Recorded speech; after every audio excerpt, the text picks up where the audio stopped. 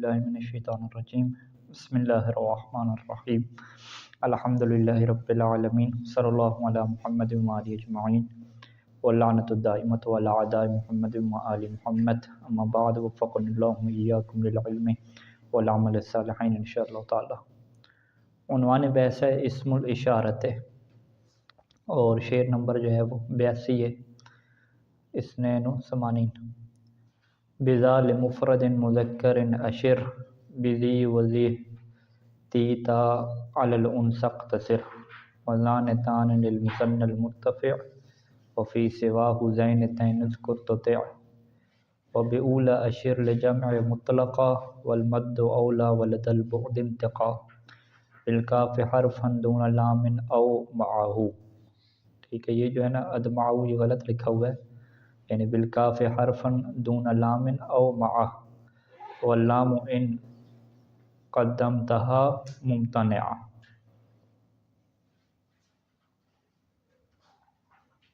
अच्छा जी, यहाँ पे गुफ्तगू जो है वो मारफा में से जो तीसरी किस्म है हमारे पास, इसमें इशारा के क्या मुतल्लिक़ है।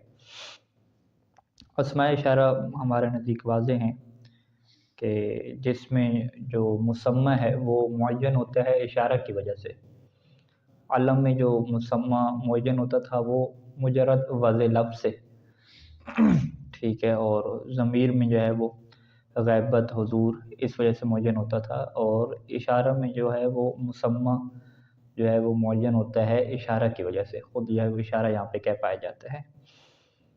अच्छा, इसकी अक़साम और जो अल्फाज हैं बस उन्हीं की क्या मार्फत है, इसमें क्या ज़्यादा बहस नहीं है।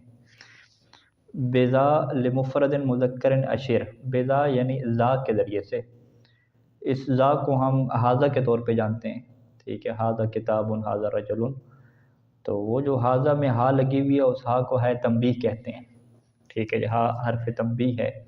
असल में जो इसमें इशारा है वो ज़ा है वहाँ पे, ठीक है। तो ये फिर अभी इसमें इशारा को क्या बयान कर रहे हैं, आखिर पे बयान करेंगे कि आप इसके साथ हा लगा सकते हैं, लाम लगा सकते हैं, काफ लगा सकते हैं। तो ये जो ज़ा है ये हाज़ा बन जाएगा, ज़ा का बन जाएगा, ज़ाले का बन जाएगा, हाज़ा का बन जाएगा।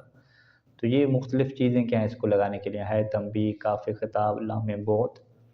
तो ये हरूफ क्या है, इसे क्या कहते हैं, ज़वाइद।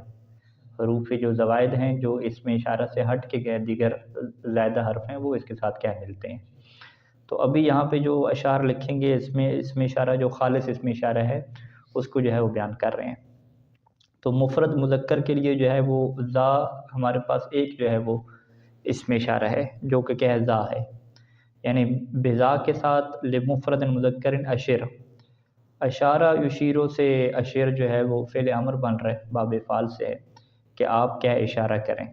और बेज़ा ये जो बा है ये हर्फ़ जारा है, यानी अशिर बेज़ा, बेज़ा जो है उसी अशिर का क्या हो जाएगा, वो मुतल्लिक़ हो जाएगा। और लिमुफ़रद मुज़क्कर में भी जार मजरूर इसी अशिर की क्या हो जाएगा, मुतल्लिक़ हो जाएगा। यानी माना यही बन जाएगा कि आप मुफ़रद मुज़क्कर के लिए जो है वो इशारा करें ज़ा के साथ। तो मुफ़रद मुज़क्कर का हमारे पास एक इसमें इशारा है, जबकि मुन्नस के लिए हमारे पास एक से ज़्यादा हैं। वो कौन से हैं, बिज़ी, ज़े, ती, ता, चार हो गए, ठीक है। ज़ी को हाज़ी पढ़ते हैं, ज़े को हाज़े ही पढ़ते हैं, ठीक है। ती को वो ती में काफ़ी ख़िताब लगती है, ती का, ता का, ठीक है, इस तरीके से इस्तेमाल होते हैं। तो इन चार के ज़रिए से आप क्या करें, अलल उन्सक़ तसिर, उन्सक़ के ऊपर इख्तिसार करें। ये जो ताबीर है इख्तिसार करना, यानी आप इसी के ऊपर रहें, इधर उधर ना जाएं। यानी इख्तसिर बिज़ी ज़े ती ता, ये जो चार हमने बयान किए हैं इसके ज़रिए से आपने फ़कत उन्सक़ के ऊपर इख्तिसार करना है। यानी ये जो चार इसमें इशारा हैं ये मुज़क्कर के लिए कभी भी इस्तेमाल नहीं हो सकते, ये हमेशा इस्तेमाल होंगे तो वाहिद मुअन्नस के लिए क्या है, इस्तेमाल होंगे। वज़ान वतान लिल मुसन्नल मुर्तफ़िअ, दो आगे यहाँ पे ज़ाने यानी हाज़ाने और हाताने जिसे बोलते हैं, ये मुसन्ना मुर्तफ़े के लिए हैं। मुर्तफ़े यानी मरफ़ू, वो मुसन्ना जो मरफ़ू हो तो उसके लिए क्या है, ज़ाने और ताने क्या इस्तेमाल होते हैं। तो यहाँ पे जो اسماء اشارہ کو ہم نے کیا بیان کیا تھا؟ مبنی بیان کیا تھا. ان کے اندر جو ہے وہ شباہت حرفی کون سی پائی جاتی ہے کہ یہ اپنا معنی ادا کرنے کے لیے محتاج ہوتے ہیں. شباہت افتقاری بھی ہے اور شباہت وضعی بھی ہے، دو حرفوں کے اوپر مشتمل ہے. دا مثلا مانوی ہے، فقط مانوی ہے. مانوی کیا مطلب؟ محتاج ہوتے ہیں. شباہت افتقاری بھی سے کہتے ہیں نا، اپنے معنی ادا کرنے کے لیے مشار الیہ کے محتاج ہیں.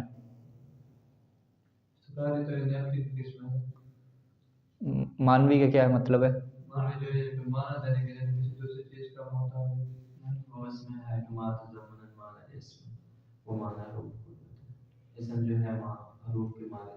ہاں یہ یعنی معنی حرفی کو متضمن ہے. ٹھیک ہے، معنی حرفی کو متضمن ہے، یعنی ان کا معنی مکمل ہی نہیں ہوتا جب تک ایک جملے میں کیا استعمال نہ ہو. اچھا ٹھیک ہو گیا. تو یہ شباہت معنوی آپ کہہ دیں کہ حروف کے ساتھ کہ یہ معنی حروف کے اوپر کیا ہوتے ہیں؟ مشتمل ہوتے ہیں. تو یہ مبنی ہیں. تو مبنی میں ہم یہ نہیں کہتے کہ یہ جی زانے جو ہے یہ مثنیٰ ہے اور مرفوع ہے. ٹھیک ہے، اسے ہم مبنی میں کیا کہتے ہیں کہ فی محل رفع ہے.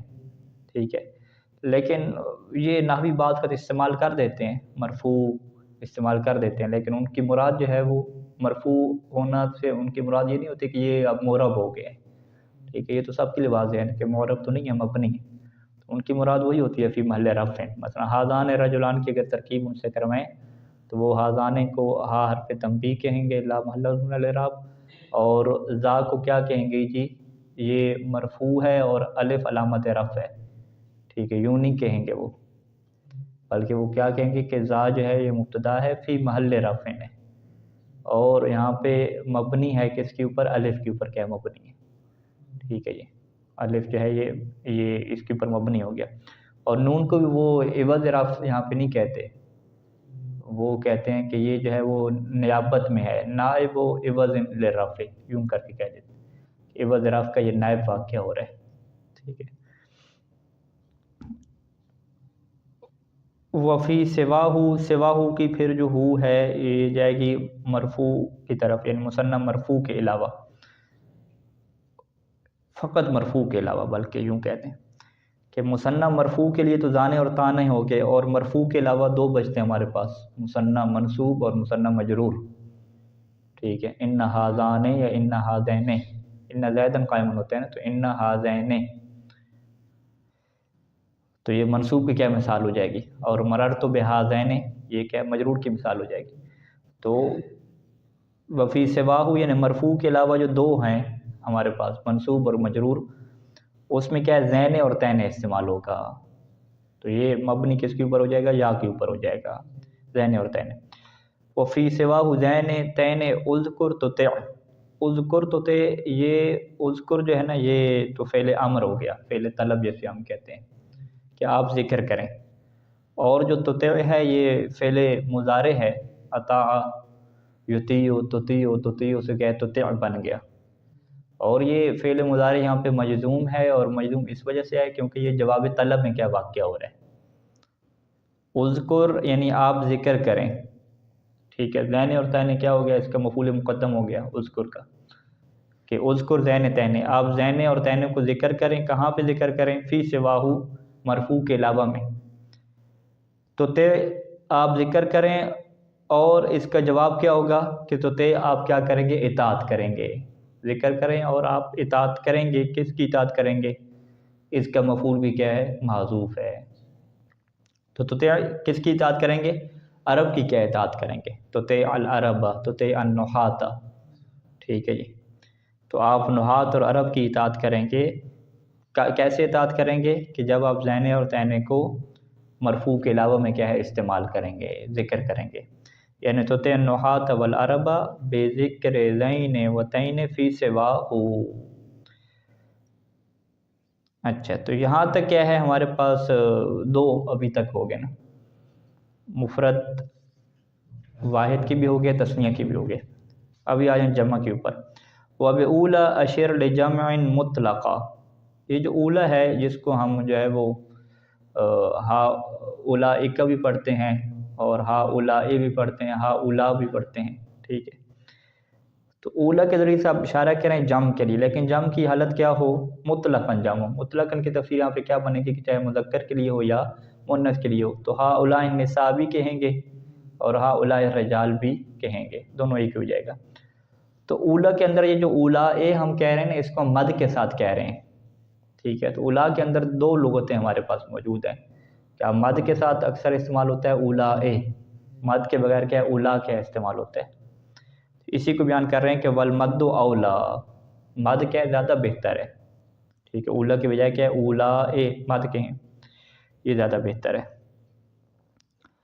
اچھا جی، ولد البعد انتقا بالکاف حرفن، یہ یوں بنے گا اس کا، ولد البعد بعد کے وقت، لدا مانا پاس کے ہوتا ہے نا، بعد کے وقت، لدا ظرفیہ ہے، ٹھیک ہے؟ یعنی بعد کا جب ٹائم آ جائے اور بعد کی طرف آپ بعید کی طرف اشارہ کر رہے ہیں تو پھر انتقا، تو آپ گفتگو کریں، بولیں، ٹھیک ہے جی؟ انتق یہ کیا ہو جائے گا جی؟ امر ہو جائے گا نا، انتق آپ بولیں۔ تو الف کو آپ وہی الف اطلاق بھی کہہ سکتے ہیں، اور کچھ یہاں پہ لوگوں کو آپ دیکھیں گے کہ انہوں نے کہا ہے کہ الف یہاں پہ نون تاکید کے عوض میں کیا آئی ہے، یعنی انتقن یہاں پہ تھا، ٹھیک ہے؟ تو بہر لیکن ہم شروع سے الف وغیرہ کو وہ الف اطلاق بناتے ہیں کہ یہ مطلقہ اور انتقا، یہ دونوں کو کیا ملانے کے لیے ہو جائے گا، وزن کو ایک کرنے کے لیے۔ تو جب بعید کا اشارہ ہو تو آپ زا کو کیا ہے اس میں اشارہ اوپر بیان کیا، ان کو کاف کے ساتھ کیا ہے نطق کریں گے، یعنی ولد البعد انتقا بالکاف حرفن، کہ آپ کاف کے ساتھ جو ہے وہ نطق کریں گے، اور کاف بھی کیا ہوگا در حالہ کہ کاف کو آپ کیا کہیں گے؟ حرف کہیں گے۔ اس کو کیا کہتے ہیں؟ کاف خطاب کہتے ہیں، اور کاف کو حرف کہتے ہیں۔ وہ کہتے ہیں کہ حرف بنانے کی یہ وجہ ہے یہاں پہ کہ آپ اس کو زائدہ بنائیں گے، حرف بنائیں گے، اگر آپ اسے اسم بناتے ہیں تو پھر اسم کا تو کوئی نہ کوئی آپ کو اعراب دینا پڑتا ہے، ٹھیک ہے؟ یا اس کا محلن اعراب دینا پڑتا ہے، اگر وہ مبنی ہے معرب ہے تو سیدھے سیدھے اس کو اعراب دینا پڑتا ہے۔ تو اگر اسم اسے بنائیں گے تو پھر زا بھی اسم شروع میں آ رہا ہے، یہ بھی اسم آ رہا ہے، دو اسم کٹھے آ رہے ہیں، تو پھر پہلے والے کو دوسری کی طرف کیا کرنا پڑے گا؟ اضافت کرنا پڑے گا۔ اور یہاں پہ یہ قانون ہمارے پاس موجود ہے کہ مضاف کبھی معرفہ کو آپ نہیں کر سکتے، زید کو جو ہے وہ مضاف نہیں کر سکتے کہ جی زید و بکرن، بکر کا زید، یوں نہیں کہہ سکتے، غلام و زیدن کہہ سکتے ہیں۔ تو لا جب پہلے سے معرفہ ہے تو اس کو آپ اضافہ کیا کریں گے؟ اس کا اضافہ ہو ہی نہیں سکتا۔ جب اس کا اضافہ ہو نہیں سکتا تو اسی وجہ سے ابن ناظم یہ بیان کریں گے کہ جو ناظم نے یہ کیوں کہا ہے حرفن، کہ آپ جب کاف کے ساتھ اس کو بولیں گے تو کاف کو آپ حرف کے طور پہ لیں گے، اس کے پیچھے وجہ یہی ہے کہ اگر آپ اسے اسم کے طور پہ لیں گے تو اس کو مضاف کرنا پڑے گا، اور وہ مضاف ہوتا نہیں ہے، لہٰذا آپ اسے کاف خطاب حرف کہیں گے اور لا محل لہو من الاعراب میں ڈالیں گے، آپ کہیں گے کہ اس کا اعراب میں کوئی جگہ ہی نہیں بنتی۔ اچھا، دون لام او معو، جب یہ کاف لگا رہے ہیں تو یہاں پہ آپ کے پاس دونوں آپشن ہو جاتے ہیں کہ چاہے آپ اس کو لام کے ساتھ لگائیں یا بغیر لام کے لگائیں، یعنی ذا کا استعمال کریں بغیر لام کے، اور ذالکا کیا ہے استعمال کریں لام کے ساتھ۔ تو ناظم نے جو ہے وہ یہاں پہ فرق نہیں کیا، کچھ لوگ جو ہے وہ فرق کرتے ہیں نا، وہ کہتے ہیں جی اگر جو ہے نا وہ متوسط ہو، یعنی وہ 3 سٹیپ بناتے ہیں، ایک قریب کے لیے اشارہ ہے تو وہ ذا ہو جائے گا حاذا، اور تھوڑا سا جو ہے وہ دور کے لیے ہے متوسط جسے کہتے ہیں، پھر جو ہے وہ آپ کاف لے آئیں گے ذا کا، اور بہت ہی دور کے لیے ہے بعید کے لیے پھر کیا لام لے آئیں گے ذالے کا، 3 سٹیپ بناتے ہیں نا، جبکہ یہاں پہ ناظم نے 2 ہی بنائے، ٹھیک ہے؟ پہلے وہ ذکر کر دیا، اس کو جو ہے وہ قریب کا لفظ نہیں دیا، لیکن دوبارہ کیا کہ لدل بہت ہے کہ جب بعید کا ہو تو بعید کے وقت آپ کاف لگا دیں حرف کے طور پہ، چاہے آپ یہاں پہ لام لگائیں یا لام نہ لگائیں، دون لام او مع، یعنی لام لگائیں گے تو بھی بعید کے لیے ہے، لام نہیں لگائیں گے تو بھی بعید کے لیے ہے، اس میں کوئی فرق نہیں ہے، یعنی یہ جو درمیان والا متوسط والا طبقہ ہے نا، یہ ناظم نے کیا ہے نہیں بنایا۔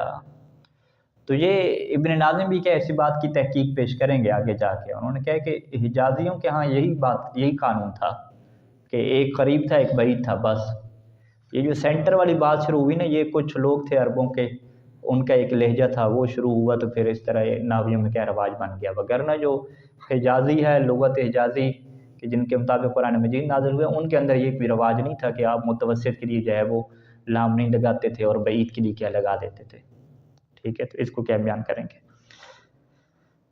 اچھا، واللام ان قدمتها ممتنع، یہ جو لام ہے یہ ممتنعاتن، یعنی واللام ممتنعاتن، لام ممتنع ہو جائے گی ان قدمتها، اگر آپ ہا کو کیا کرتے ہیں اشارہ کے اوپر مقدم کرتے ہیں، یعنی جب لام لگاتے ہیں ذالکہ میں تو پھر ہا ذالکہ نہیں کہہ سکتے، ٹھیک ہے جی۔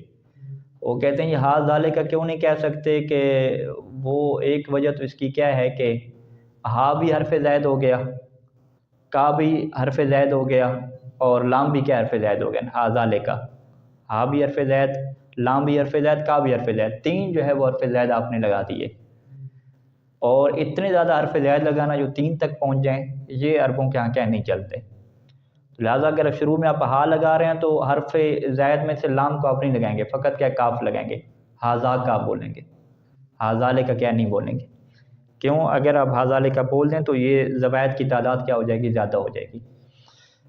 اور دوسری انہوں نے وجہ یہ بتائی کہ اگر آپ لام لگائیں گے نا تو اس میں جب آپ لکھیں گے تو ایک اشتباہ ہو سکتا ہے کہ وہ لام لگائیں گے تو لکہ بن جائے گا نا، ٹھیک ہے، اور شروع میں آپ ہاذا بول رہے ہیں، ذالکہ تو نہیں بول رہے ہیں، ہاذا بول رہے ہیں، تو وہ ہاذا لکھا ہوگا اور لکہ لکھا ہوگا، اب اگلا بندہ اس کو کیا سمجھے گا کہ ہاذا لکہ، یہ بات ہے جی، وہ ہاذالے کا کیا ہو سکتا ہے نہ پڑھے، تو یہ اشتباہ ہو سکتا ہے، اس سے بچنے کو کیا ہے کہ بھی ہاذا کے ہی پڑھو، یہ لام کو کیا یہاں پہ لگا ہی نہیں ہے۔ تو ان قدمتہا یہ جملہ شرطیہ بن جائے گا اور اس کا جواب کیا ہو جائے گا، محذوف ہو جائے گا، ٹھیک ہے جی، واللام ممتنعۃ ان قدمتہا۔ اچھا جی، اب یہاں پہ آ جائیں ابن ناظم کیا کہتے ہیں، اسم الاشارت ما دل علی حاضر او منزل منزلۃ الحاضر او منزل منزلۃ الحاضر، اسم اشارہ دلالت کرتا ہے حاضر کے اوپر، حاضر کو کہتے ہیں اشارہ حسی، یعنی اشارہ کی وہ دو قسمیں کرتے ہیں کہ اشارہ حسی ہوتا ہے یا اشارہ معنوی ہوتا ہے۔ اشارہ حسی میں کیا مطلب کہ جو چیز آپ کے سامنے حاضر ہے، آنکھوں سے آپ دیکھ رہے ہیں، ھذا کتاب، ھذا قلم، ھذا رجل، لیکن عربوں کے ہاں جو ہے وہ سارے اشارے حسی نہیں ہوتے، بہت سارے اشارے ایسے ہیں کہ جہاں پہ چیز آپ کے سامنے نہیں ہوتی آنکھوں کے، ٹھیک ہے، اور ان چیزوں کا تعلق بھی بعض کا کیا ہوتا ہے، وہ حسی چیزوں سے ہوتے نہیں ہیں، ٹھیک ہے، وہ چیزیں معنوی ہوتی ہیں، مثلا یہ ھذا قول ضعیف، یہ قول جی بڑا ضعیف ہے، ٹھیک ہے، تو ھذا قول ضعیف، وہ قول کہاں ہے آپ کے سامنے پہ، ٹھیک ہے جی۔ اچھا، اسی طریقے سے مثلا قیامت کے بارے میں کہتے ہیں کہ تلک الدار الآخرۃ، ٹھیک ہے، اب وہاں پہ اشارہ کیا کہ یہ گھر جو ہے وہ آخرت کا کیا گھر ہے، تو وہ تو حصے سامنے حاضر تو نہیں ہے، ٹھیک ہے، تو اسے کیا کہتے ہیں کہ یہ اشارہ کیا ہو جائے گا، معنوی ہو جائے گا، اور ابن ناظم اس کو کیا تعبیر کرتے ہیں کہ وہ حاضر تو نہیں ہے لیکن آپ جب اشارہ کر رہے ہیں تو اسے آپ حاضر کی جگہ پہ رکھ رہے ہیں، اسے ہم کیا کہتے ہیں کہ اس میں اشارہ یا دلالت کرے گا حاضر کے اوپر، جو چیز آپ کے سامنے حاضر ہوگی، یہ ایسی چیز کے اوپر دلالت کرے گا کہ جسے آپ نے حاضر سمجھ رکھا ہے، ٹھیک ہے جی، او منزل منزلۃ الحاضر، کہ اس سے جو ہے وہ آپ نے نازل کیا ہے کس کی جگہ پہ، حاضر کی جگہ پہ، اور حاضر سے کیا مراد ہے، حسی، محسوس، یعنی جو محسوس ہے اسی کی جگہ پہ آپ نے اسے کیا ہے رکھ دیا ہے۔ اچھا، ولیس متکلما ولا مخاطبا، یہ جو اس میں اشارہ ہوتا ہے یہ متکلم بھی نہیں ہوتا، ٹھیک ہے، کہ آپ کہیں یہ متکلم کے لیے میں اس میں اشارہ بول رہا ہوں، اور مخاطب کے لیے بھی کیا نہیں ہوتا، یہ اس میں اشارہ میں سارا چکر جو ہے وہ غائب کی چلتا ہے، اس سے غائب ہی کہتے ہیں ایک طرح سے، مخاطب کسی کو کرنا ہو تو اس میں اشارہ نہیں ہوتا کہ آپ خطاب باقاعدہ کر رہے ہیں، ٹھیک ہے جی۔ وَيَخْتَلِفُ حَالُهُ، یعنی حال و اسم الاشارہ، اسم اشارہ کے حالات مختلف ہوتے ہیں چار چیزوں کے اعتبار سے، ایک قرب اور بعد، قرب اور بعد یعنی سینٹر والی چیز نہیں رکھی، قرب متوسط اور بعد، یہ دو چیزیں قرب اور بعد، اور دوسری جو حالت رکھی وہ افراد اور تذکیر کی رکھی۔ وَفُرُوعِهِمَا، افراد اور تذکیر کے ساتھ اضافہ کیا کہ فروعِهِمَا، کے افراد اور تذکیر کی فروع، ٹھیک ہے جی، مفرد کی فروع ہمارے پاس کتنی ہیں، مفرد سے جو چیزیں فر نکلتے ہیں، دو فر ہیں مفرد کی، ایک مفرد کے بعد تسنیہ نکلتا ہے اور پھر کیا نکلتا ہے، جمع نکلتا ہے، تو فروعہما یعنی افراد اور تذکیر کی فروع، تو مفرد کی ہمارے پاس کتنی فروع ہو جائیں گی، تین، یعنی ٹوٹل دو ہو جائیں گی، خود مفرد، تسنیہ اور جمع، ٹوٹل یہ تین ہو گئے، اور تذکیر کی کتنی فروع ہیں، ایک ہی فر ہے، وہ مؤنث ہے، ٹھیک ہے جی، تو یعنی یہ 3 ہو گئے مفرد مذکر، یہ 3 اور یہ 2 ہو گئے، 3 اور 2 کو آپ ضرب دیں تو 3 دونے 5 ہو گئے، ٹھیک ہے، 5 یعنی اس میں اشارہ ہمارے پاس ہو جائیں گے، اور 5 کے بعد جو ہے نا قرب اور بود کے یہ 2 ہو جائیں گے، 5 دونے 10 ہو جائیں گے، ٹھیک ہے ٹوٹل۔ لیکن اس میں چونکہ جم کے لیے جو ہے وہ ایک ہی بناتے ہیں، 2 نہیں بناتے، اس میں مذکر مؤنث کا فرق نہیں ہوتا، تو یہ 10 میں سے کیا ہے میرے خیال میں 2 نکال لینے چاہیے، تو یہ 8 ہو جائیں گے ٹوٹل پھر۔ اچھا فلہ یعنی فل اسم الاشارت، اسم اشارے کے لیے کیا ہے؟ فی القرب، قریب کے لیے کیا استعمال ہوتا ہے جی؟ ذا استعمال ہوتا ہے، اور یہ ذا جب قریب کے لیے استعمال ہو رہا ہے تو یہ واحد مذکر کے لیے کیا استعمال ہوگا؟ للواحد۔ واحد مذکر ہم نے کیا سمجھا تھا؟ واحدہ نہیں کہا، واحد کہا تو یعنی وہ مذکر ہو گیا، واحد مذکر۔ اور زی زہ تی تا، اور یہاں پہ ایک اور ناظم نے ابن ناظم نے اضافہ کیا تہ کا، ٹھیک ہے، جو اوپر نہیں تھا، ٹھیک ہے جی۔ یہ کس کے لیے جی؟ للواحدۃ، یعنی واحد مؤنث کے لیے ہو گیا۔ تانے زانے اور تانے یہ رفن، یہ رفعی حالت میں یعنی فی حالت رفع، حالت ہم کہیں گے۔ زین تین یہ جری اور نسبی میں کیا استعمال ہوں گے؟ کس کے لیے استعمال ہوں گے؟ للاثنین وللاثنتین، ٹھیک ہے، تثنیہ مذکر اور تثنیہ مؤنث۔ اولا یعنی یہ مد کے ساتھ پڑھا نا، اولا، ٹھیک ہے، ہا اولا، یہ للجمع، یہ جمع کے لیے ہوگا۔ جمع بھی کیا ہے؟ مطلق ہے، مطلق میں کیا تفسیر ہے؟ یعنی سواء کان مذکرا او مؤنثا۔ واکثر ما یستعمل فی من یعقل، اولئک کا جو اکثر استعمال ہے وہ من یعقل کے لیے ہے، یعنی انسانوں کے لیے ہے، فرشتوں کے لیے ہے، جنوں کے لیے ہے۔ وقد یجیء لغیر، اور کبھی یہ غیر معقول کے لیے بھی آتا ہے، ٹھیک ہے، جیسے یہ شعر ہے کہ ضم المنازل بعد منزلۃ اللواء والعیش بعد اولئک الایام، تو یہ اولئک کا اشارہ کر رہا ہے ایام کی طرف، اور ایام وہ دن، یعنی تو اب جو ہے وہ دن کیا ہیں؟ غیر معقول میں سے ہیں۔ اور کہتے ہیں کہ قرآن مجید میں بھی اس طرح آیا ہے، جیسے یہ قرآن مجید کی آیت ہے کہ ان السمع والبصر والفؤاد کل اولئک کان عنہ مسئولا، کل اولئک یعنی ان تینوں کے متعلق، کان آنکھیں اور دل، ان سب کے متعلق کیا سوال کیا جائے گا، تو یہ غیر معقول میں سے ہیں، جسم کے اجزاء ہیں۔ اچھا، اولائے میں 2 لغتیں ہیں، ایک مد ہے اور ایک قصر ہے، اور مد جو ہے وہ اہل حجاز اس سے مد کے ساتھ پڑھتے ہیں، اور انہی کے ساتھ کیا ہے قرآن مجید بھی نازل ہوا، قرآن مجید میں کیا ہے؟ اولائک علی ھدی، یہ استعمال ہوتا ہے، ہا اولائے کیا استعمال ہوتا ہے، اور جو قصر ہے وہ بنی تمیم کے لیے ہے۔ وَإِذَا أُشِيرَ إِلَى الْبَعِيدِ، اور جب اشارہ کیا جائے گا بعید کی طرف تو لاحق اسم الاشارت کاف الخطاب، بعید کا جب سسٹم بنے گا تو کاف خطاب کیا لگاتے ہیں، لیکن یہ حرفن، یہ بطور حرف کے لگائیں گے۔ اچھا، یہ جب بطور حرف کے لگائیں گے تو اب اس کے اندر جو ہے وہ کیا کریں گے؟ آپ کاف خطاب لگا رہے ہیں تو ہمیشہ یہ کاف جو ہے وہ منصوب ہی رہے گی، یا کبھی کے بھی بن جائے گا، ہمیشہ کا رہے گا یا کے بھی بن جائے گا، تو کہتے ہیں کہ اس کو آپ چینج کرتے رہیں مخاطب کے لحاظ سے، مخاطب یعنی جو حاضر ہے، حاضر تو نہیں، یعنی جس کو آپ خطاب کر رہے ہیں، ٹھیک ہے۔ اشارے میں تو کیا ہوتا ہے؟ مخاطب نہیں ہوتا نا، اشارے میں ہم کیا کہتے ہیں؟ مشار الیہ ہوتا ہے، اسے کیا کہتے ہیں؟ حاضر کہتے ہیں۔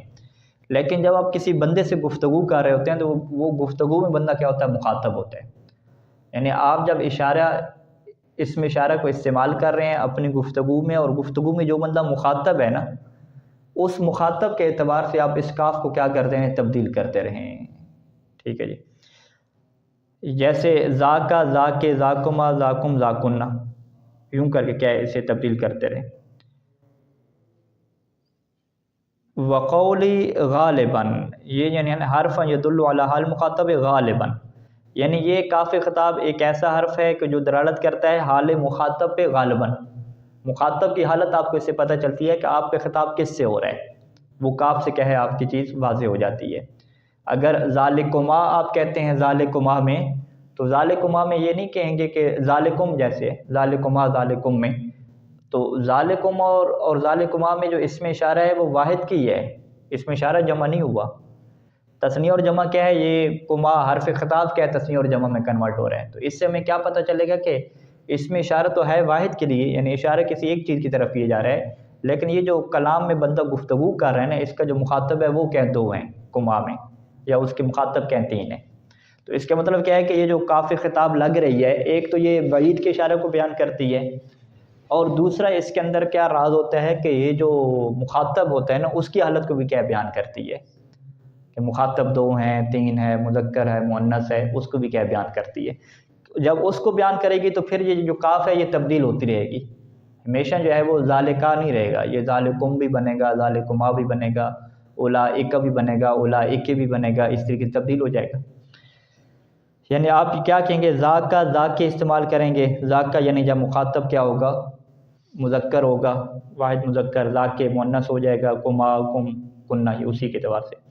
اچھا یہاں پہ ابن ناظم کہتے ہیں غالباً، میں نے کہا کہ غالباً اس میں کیا ہوتا ہے، مخاطب کے حال کو بیان کیا جاتا ہے، وقولی غالباً احترازا من نحو قولی، اور غالباً میں نے اس وجہ سے استعمال کیا تھا کہ میں اللہ تعالیٰ کے اس قول سے کیا کروں، احتراز کروں، کہ جس میں ذالک خیر لکم، قوم یعنی کیا مطلب، لوگوں سے خطاب کیا جا رہا ہے، خیر لکم یعنی جمع ہے، مخاطبین جمع ہے، لوگوں کو کہا جا رہا ہے کہ یہ چیز تمہارے لیے بہتر ہے، لیکن اشارہ اس ایک چیز کی طرف کیے جا رہے ہیں، ٹھیک ہے۔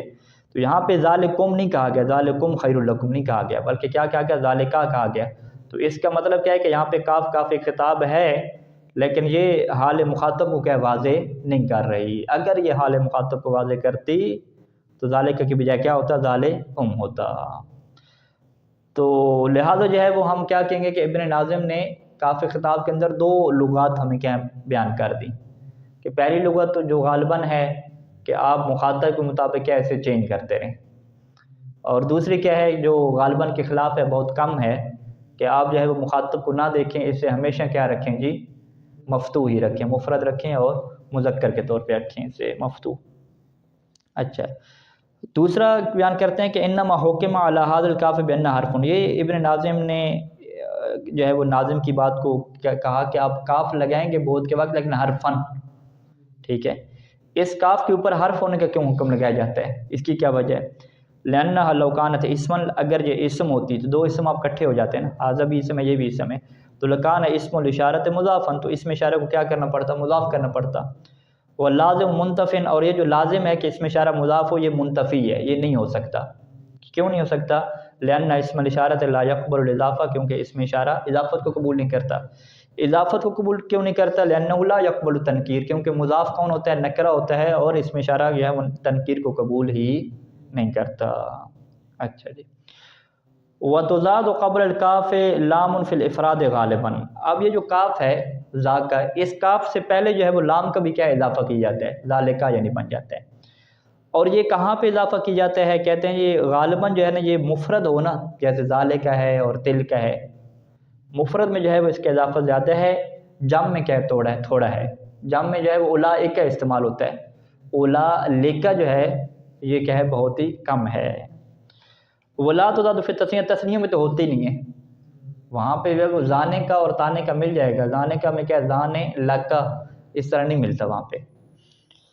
فیقال ذاکا ذالکا، ذاکا بھی کہیں گے، ذالکا بھی، تی کا اور تل کا، زانے کا زین کا، زانے کا کیا ہو گیا، یہ وہی تثنیہ چل رہا ہے نا، زانے کا اور زین کا کہیں گے، لیکن تانے کا تینے کا کے ساتھ جو ہے وہ لام والا نہیں کہیں گے یہاں پہ، ٹھیک ہو گیا۔